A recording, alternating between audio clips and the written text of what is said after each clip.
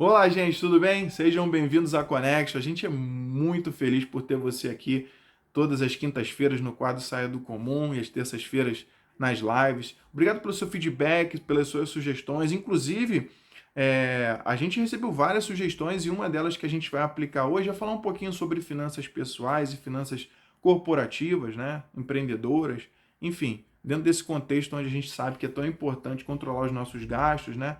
E avaliar se a gente está indo bem dentro da nossa vida pessoal e da nossa vida profissional no aspecto financeiro, tá? E antes de mais nada, deixa eu agradecer aqui a choperia Papo de Boleiro, cara, que, olha, você precisa estar lá em Bangu, na minha terra, então corre lá, choperia Papo de Boleiro, os caras têm um atendimento fantástico, a gente é muito grato por ter eles aqui, os caras são fenomenais. Inclusive, além da choperia, as lojas mesmo. Então, você tá precisando de um boné, precisando de uma camisa, cara, vai lá, super style, né? Você vai curtir muito.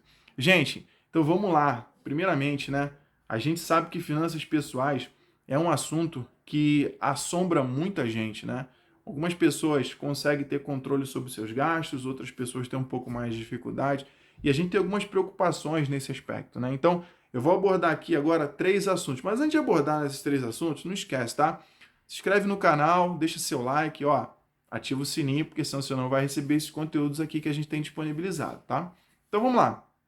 Rapidamente, pessoal.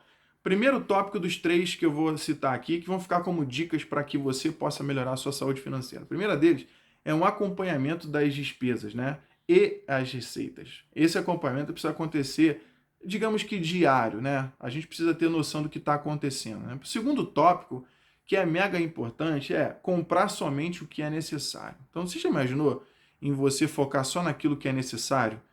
Para que você cresça, para que você se desenvolva. E por último, é elaborar um plano de ação. Sabe aquele lance de você ter um plano? Ele não precisa ser um plano complexo, tá? Pode ser um plano simples. Eu vou explicar daqui a pouco sobre isso. Então, vamos começar aqui rapidinho explicando o que é receita e despesa. Bom, resumidamente, tá? A receita é tudo aquilo que você recebe, né? Independente da origem, da onde vem o dinheiro, né? Se você, de repente, trabalha como por exemplo, técnico de informática, você recebe aquele dinheiro de um freelance que você fez, aquilo entra como receita. E também, em paralelo, você tem um trabalho formal e você recebe do seu trabalho. Tudo isso é receita, né? Então, a primeira coisa que a gente pensa dentro de uma organização financeira é a gente separar o que é receita e despesa. Então, Márcio, explica para a gente o que seria esse negócio de despesa. Bom, basicamente é tudo que a gente gasta, né? Então é uma relação, tá, pessoal? Imagina uma relação que sempre vão andar juntos. E às vezes é igual casal, tá feliz e tá triste. Essa vida conjugal entre a despesa e a receita, ela é extremamente conflitante, né? Então vamos lá, imaginem que hoje eu receba R$ 1.000, tá? E esses R$ 1.000, eles entram como receita para esse contexto onde a gente está falando sobre finanças. E desses R$ 1.000 eu tenho que decidir o que eu vou fazer com isso, né? Então, todas as minhas despesas saem da minha receita. Então, basicamente, dentro do contexto de receita, eu vou ter a receita bruta, que é isso que está vindo, né, de fora, antes de eu gastar qualquer coisa, é minha receita bruta. Então, recebi esse dinheiro, preciso tomar uma decisão do que eu vou fazer. E em segundo passo aí que a gente precisa tomar é escrever, né, detalhadamente. Eu sugiro até que seja elaborado 10 passos, tá? 10 passos de como você vai gastar esse dinheiro. E a gente sempre pensa, né, que gastar o dinheiro, ele precisa ser priorizado com aquilo que vai atingir as nossas necessidades básicas. Então eu vou citar aqui, basicamente, uma listinha básica de 5 itens, tá?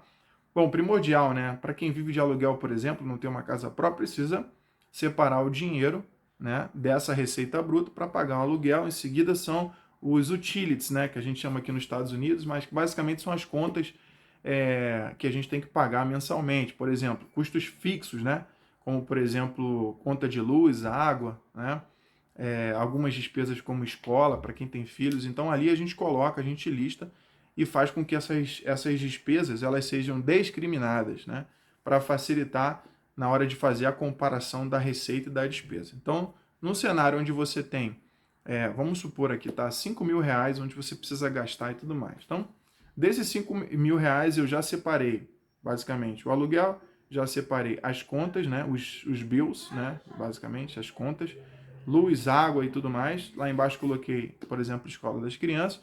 E preciso também discriminar o quanto eu espero gastar, por exemplo, de despesas com alimentos, despesas alimentícias, né? Então, você está preparado para essa conversa? É uma conversa difícil, tá, pessoal? Listei as necessidades básicas, né? Basicamente aqui foram 4 ou 5 áreas onde eu preciso destinar a receita, né? Então, quando eu destino a receita, ela se torna uma despesa, né? Então, como que eu faço, Márcio, para que no dia a dia eu não me descontrole? Então, dentro do mercado, em geral, mercado financeiro, a gente sabe que tem algumas coisas que impulsionam, né? Por exemplo, cartão de crédito, cheque e outras coisas que a gente sabe que está ali como facilidade de crédito para a gente poder receber e consumir produtos no mercado. Então, basicamente, as empresas e o próprio governo, né? Ele quer que você consuma, né? Porque esse consumo vai gerar impostos e vai gerar lucros para as empresas que disponibilizam seus produtos e serviços. Esse controle, ele precisa estar dividido em duas partes, tá, pessoal? O controle racional e o controle emocional. O racional são as despesas que eu discriminei anteriormente. Eu não posso abrir mão das minhas necessidades básicas. Inclusive, isso está na pirâmide de Maslow, né? Para quem já estudou administração, sabe das necessidades básicas que todo ser humano precisa, né? Para poder sobreviver. Infelizmente, nem todo mundo tem acesso a isso. Então, esse é um ponto que a gente, inclusive, hoje, pela desigualdade social, a gente observa que é um déficit, uma deficiência. Mas imagine que você está num cenário onde você precisa realmente organizar as suas finanças e você já está em prejuízo, né? Você já gastou mais do que você poderia gastar. Isso a gente vai falar daqui a pouco. Mas basicamente, quando eu tenho receita e despesa, a coisa que eu vou fazer para organizar é fazer um balanço daquilo que eu tenho. Então, se eu não estou negativo nesse momento, tá? E eu tenho uma saúde financeira razoável, mesmo que sobre pouco, o ponto agora é falar o seguinte, né? É organizar o que você vai fazer com o que sobra. Então, basicamente, com todas as despesas fixas, lembra sempre, né? Lembra sempre, despesas fixas, né? Já foram pagas. E eu quero comprometer a minha receita mensal com outras coisas que possivelmente são souvenirs, né? São basicamente coisas que são bons para mim, né? São coisas que eu quero ter na minha vida que não são necessidades tão básicas assim. Então, exemplo. Eu quero, por exemplo, comprometer a minha renda comprando um imóvel. Então, lembra isso, tá? Pelos estudos que foram feitos recentemente, alguns estudos no passado, comprometer mais do que 30% da tua receita bruta, tá? De tudo que você ganha para compras de imóvel, é um risco grande que você corre de provavelmente lá na frente ter um déficit financeiro, ou seja, ficar negativo. Então, quando for analisar a compra de um imóvel, sempre lembra isso, né? Não compromete mais do que 30% da tua receita na aquisição de um apartamento, de uma casa, enfim. Isso é importante colocar no papel, né? Um outro planejamento importante, né? Eu quero consumir outras coisas, eu quero fazer um crediário. Então, quando você for fazer um crediário, sempre imagina um cenário onde você vai continuar empregado durante o período que você comprometeu aquele crédito, né? Então, se você tem consciência de que existe um risco de você não continuar empregado, procura não se endividar, porque pior do que se endividar é perder o direito do crédito, que muitas vezes o crédito ele pode te ajudar, ele pode te salvar em algum momento. Então, sempre mantendo essa linha tênue, né, essa linha tranquila, né, onde você não gasta mais do que recebe, vai te ajudar a poder fazer um planejamento, né, a elaborar um plano. Aquilo que a gente falou lá atrás, né, são os 3 pontos. Então é o seguinte, pessoal, eu já sei das minhas necessidades básicas, agora eu preciso comprar o que é necessário, né? E o que é necessário para você? Eu não sei. O que é necessário para mim, eu chego na loja, vejo o que eu quero, vou lá e compro e acabou. Então isso é uma cilada. Inclusive, propagandas que a gente vê, visualiza e tal, elas induzem a gente a, às vezes, adquirir alguma coisa que não vai fazer tanta diferença para a gente naquele momento, né? Então, esse impulso por consumir, ele pode ser controlado. Então, imagina isso, tá, pessoal? Sempre quando a gente deseja alguma coisa, são 2 perguntas que a gente precisa fazer, né? Isso realmente é necessário? E qual o impacto negativo financeiro que isso vai ter na minha vida se eu adquirir esse produto hoje? São essas 2 perguntas que a gente precisa fazer. Tendo resposta para isso, você vai colocar aquilo na tua lista de desejos, né? A gente até brinca aqui nos Estados Unidos, se chama wish list, que é a lista de desejos. Coloca ali. Em algum momento, ela vai se tornar realizável. Então, nessa lista de desejos, você pode classificar ela basicamente com três, digamos, priorizações ali, né? Primeiro é se ela tem uma alta prioridade, se ela tem uma média prioridade ou se ela tem uma baixa prioridade. Então, isso vai te ajudar a controlar teus gastos quando você classificar cada desejo que você tem de adquirir algo. Então, nesse processo de consumir alguma coisa, tá? Isso é importante até para a gente poder saber se a gente tem mais coisas do que a gente precisa. Cria uma lista de desejo e classifica ele com esses três, basicamente, prioridades, né? Basicamente prioridades aí que você vai ditar para a tua lista de desejos. Então, olha só, pessoal. Vamos passar agora para o último tópico, elaborar um plano de ação. Então, eu já sei o que é receita e despesa, né? Eu já sei como que eu basicamente vou gastar, né? O que vai ser prioridade no consumo do meu dinheiro.